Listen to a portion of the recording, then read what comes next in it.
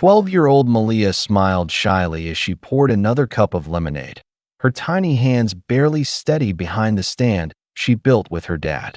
Each glass sold Min a step closer to buying school art supplies, something her family couldn't afford after her mom lost her job. Her sign was bright and hand-painted. 50 cents fresh lemonade for my dream. She stood proudly beside it in her yellow sundress. Most people walked past with kind smiles. A few stopped. Some left tips. Malia said thank you every single time. Then, the sudden roar of an engine shattered the gentle rhythm of the afternoon. A biker rolled up, the kind who didn't wave, didn't smile. His sunglasses reflected nothing but harshness. Malia instinctively straightened, offering her brightest grin. "Would you like some lemonade, sir?" He scowled. "You begging for money out here? This some kind of hustle?" The smile faded from her face. "No, sir. I'm just selling lemonade." Her voice wavered. The biker slammed his hand on the stand. Cups spilled. Her jar of coins rattled. And down the sidewalk, someone stood, up from a bench. "Before we continue, we'd love to hear from you. Where are you watching from? Drop your location in the comments below, and be sure to like, share, and subscribe for more inspiring stories." Jonathan Roumie had been sketching the neighborhood scene, practicing stillness, something he often did between projects. He liked this corner, the trees, the kids, the ordinary moments most people missed while scrolling their phones. But the moment the biker's voice turned sharp, Jonathan looked up, pencil frozen mid-line. He watched as the man towered over the lemonade stand, casting a shadow far bigger than he deserved. "You don't belong here, little girl," the biker growled. "Go peddle this crap somewhere else." Malia didn't answer. She just started gathering what she could with shaky hands. One passerby looked, then walked away. Another pretended not to notice. Jonathan stood, slow and steady. His steps were quiet, but his presence already felt loud. The biker turned, his sneer tightening. "Mind your business," he barked. "She is my business," Jonathan said, voice calm but unmoving. "You've got 3 seconds to back off." The air thickened. The biker's smirk faded. He looked Jonathan up and down, not impressed. "You her daddy?" he spat, stepping forward again. Jonathan didn't flinch. "No, but I'm someone. Who gives a damn when a grown man bullies a child?" Malia's breath was shallow, but her eyes were glued to Jonathan, wide with disbelief. The biker laughed bitterly. "You're gonna regret this, old man." "Not today," Jonathan replied softly. "But you might." A few people finally stopped. Phones were out. Eyes were on. Cowards lose power when someone watches. "Leave," Jonathan said again, still gentle, but now solid like stone. The biker's hands clenched, then unclenched. And in that pause, he stepped back. He revved his bike, spat on the ground, and sped off. But not before muttering, "This world's gone soft." Malia crouched down, quietly collecting the broken pieces of her little dream. Jonathan knelt beside her without a word. Just helped. No fuss. No performance. "I'm sorry that happened," he said softly. "You didn't deserve that." "It's okay," she whispered. "He's just mean." But her voice was cracked like glass. "No," Jonathan said. "It's not okay. But you're still standing. That's powerful." They cleaned in silence. A woman walked over and handed Malia $20. "You handled that better than most adults I know." A man nearby dropped a 50 in her jar and whispered, "You've got heart, little one." The small crowd didn't just return, it grew. By sunset, she'd sold every cup, not because of pity, but because of respect. And beside her, Jonathan kept sketching, this time capturing courage. Malia walked beside Jonathan, rolling her stand slowly. "Do bad people just show up like that?" "Sometimes," Jonathan said. "But good people show up too. You called them, without saying a word." She thought about that. "I didn't even ask for help." "You didn't need to. You stood your ground. That's strength. That calls good people to come closer." She looked up. "Do you think I was brave?" He smiled gently. I think you were the bravest person on that street. Her shoulders stood taller. Her feet felt lighter. Will you come sketch with me next week? She asked. Jonathan nodded. Only if you let me buy the first cup. And down that quiet street, the sun didn't just set. It stood up and clapped. The next morning, Jonathan's phone buzzed nonstop. Texts, notifications, mentions. A stranger had posted the video. The caption read, "A little girl got harassed." Then this man did something beautiful. Malia's quiet defiance and Jonathan's calm strength had gone viral. People didn't just watch, they wept. Thousands commented, "This made me cry. Where do I donate?" Protect her at all costs. Major media outlets reached out. Offers for interviews poured in. Jonathan ignored most of them. They want to make this about a hero, he told Malia's mom. But the real light's sitting right at your dinner table. Malia's mom wiped tears. She was afraid to speak up before. Now she won't stop smiling. Malia got mail from all over, drawings, letters, even a lemonade recipe from a kid in France. But her favorite was a simple sticky note taped to her bedroom mirror. "You're allowed to take up space." And suddenly, she wasn't just the girl who survived. She was the girl who showed others how. 1 week later, Malia reopened her stand, this time upgraded, thanks to kind donations. She didn't just sell lemonade. She sold courage in a cup, topped with kindness and ice. Her tip jar was renamed Dream Fund. She told each customer, "This is for kids like me who want to create." Jonathan sat beside her again, quietly drawing in his sketchbook. "What are you sketching today?" she asked. "You," he smiled. Again, kids came in crowds now. To see her, hear her laugh, feel brave beside her. A shy boy handed her a crumpled dollar. "You made me feel seen," he whispered. "You are seen," she said, with no hesitation. One old man gave her $100 and said, "Because I wish someone had stood by me once too." And every night, she poured the jar onto her bed, counted it, then whispered, "This is for more than lemons now." A small network insisted on one interview. Malia agreed, only if Jonathan joined her. "Why?" he asked. She shrugged. "You helped me stand. I want them to see both of us." The interviewer leaned forward. "Malia, what went through your head when that man yelled at you?" "Fear," she said honestly. "And then something else, not fear. Something stronger. I remembered I had a dream." Jonathan added, "That's what bravery looks like. Not punching, not yelling, just staying true when it gets scary." The clip went even more viral than the first. Kids sent in their own lemonade signs.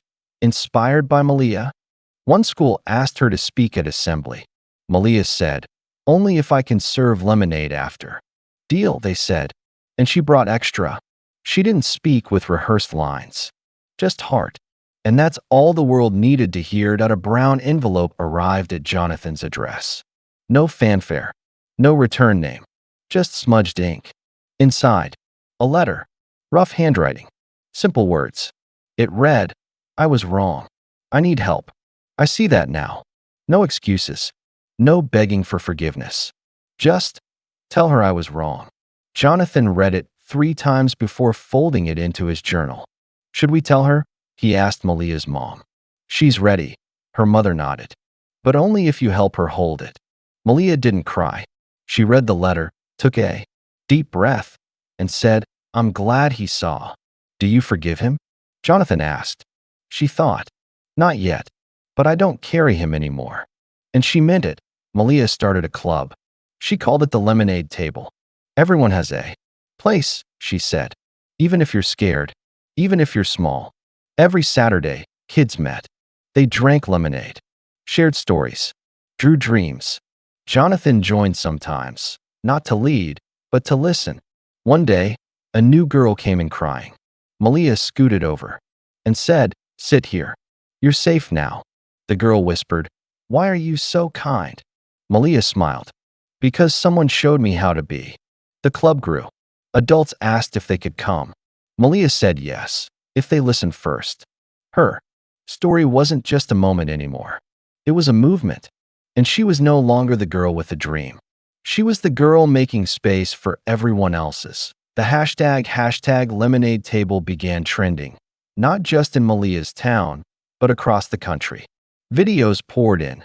Kids in Boston, Atlanta, San Diego, all setting up stands, sharing kindness. Inspired by Malia, one chalkboard read, "Dream loudly." Another said in bright yellow letters. Malia watched each clip with a quiet smile, her hands folded in her lap. "Do you feel famous now?" Jonathan teased as they watched together. "No," she said. "I feel helpful." News stations called. Even a toy company offered to make a lemonade stand kit with her name on it. "Only if it includes a kindness journal," she said. Sales soared. But more importantly, so did stories. Lemonade was no longer just a drink. It was a message in a paper cup.it was hot, quiet, and the stand felt heavier than usual. Fewer people stopped that day, and the joy, for a moment, felt far away. "Everyone expects me to smile," she muttered. "Every day." Jonathan arrived late. Saw her slouched, defeated. "You okay, champ?" he asked, handing her a cold bottle of water. "What if I don't want to be the lemonade girl anymore?" Jonathan knelt down. "Then you stop. Take a breath. Rest. Being strong doesn't mean being exhausted." She nodded, silent. Let the breeze run through her curls. That day, they didn't sell anything. They just sat. And she realized she wasn't a product. She was a person. That mattered more than lemonade. That evening, Malia sat with her grandma. No phones, no cameras, just the old creak of the porch. "I saw the video," her grandmother whispered. "You stood tall, baby girl. You made the sun rise that day." Malia rested her head on Grandma's shoulder. "But what if I'm too small to keep changing things?" Her grandma chuckled softly. "A single match lights 1,000 candles. You've lit millions. Will the light stay? Only if you stop trying to carry it alone. Let others carry it with you." The porch was quiet, but her heart beat. With clarity. "I'll keep going," she said. But slowly. With help. Her grandmother squeezed her hand. "That's called growing wise." And in that small moment, the world grew quiet again, like healing that on Malia's 13th birthday. Jonathan brought her a small, wrapped package. "It's heavy," she said. "Did you get me a lemon rock?" He laughed. "Just open it." Inside, his sketchbook. The original one. Every page filled with moments they shared. Silent, sacred ones. "Why give me this?" she asked. "Because these drawings belong to you," he replied. "I was just the pencil." She turned each page slowly, tears falling quietly. "I didn't know you were capturing everything," she said. "You didn't have to," he smiled. "The best moments are the ones we live without posing." She hugged the sketchbook to her chest. It was no longer paper. It was proof that a mural went up near the park where it all started, led by kids from the lemonade table. Malia didn't know about it. It was a surprise. The mural showed her, not as a hero, but as someone human and brave.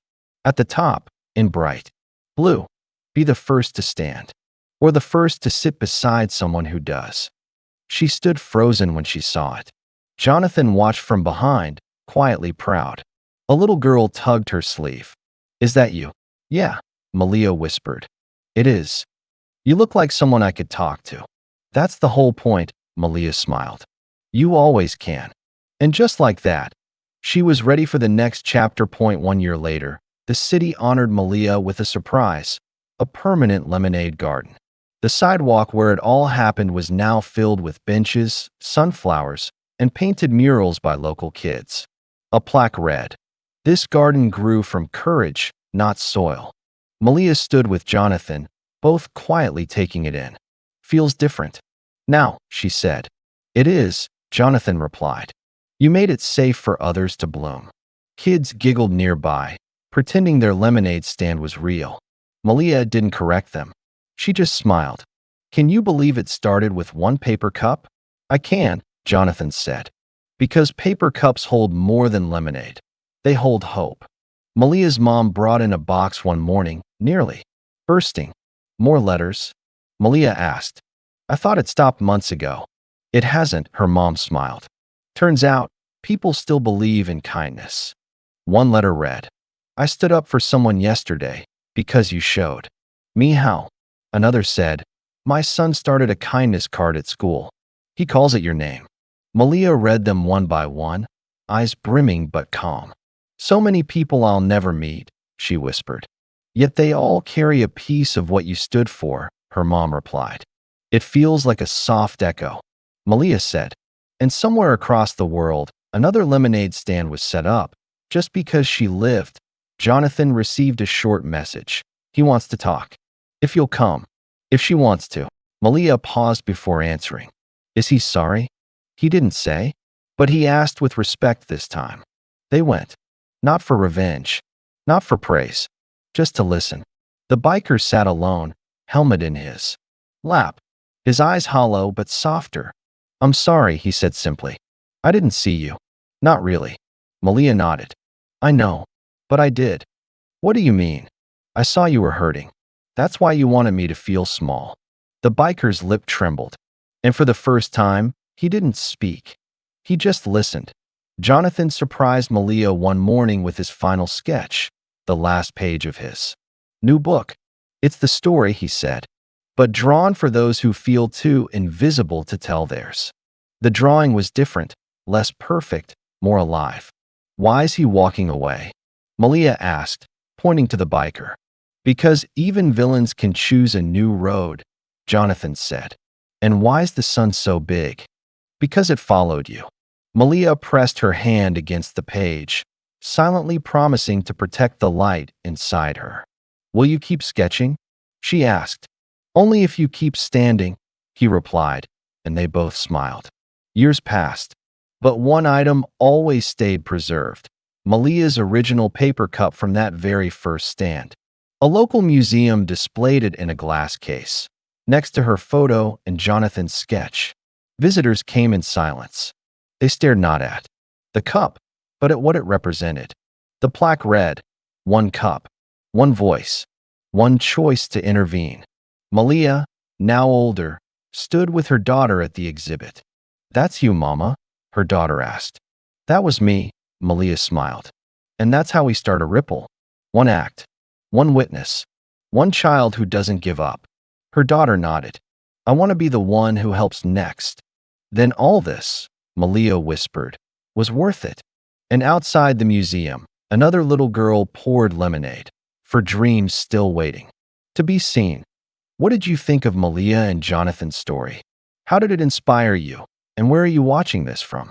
Drop your thoughts and location in the comments below. If this story touched your heart, please like, share, and subscribe to our channel for more stories that shine a light on courage and hope. Your support helps us keep sharing these powerful moments.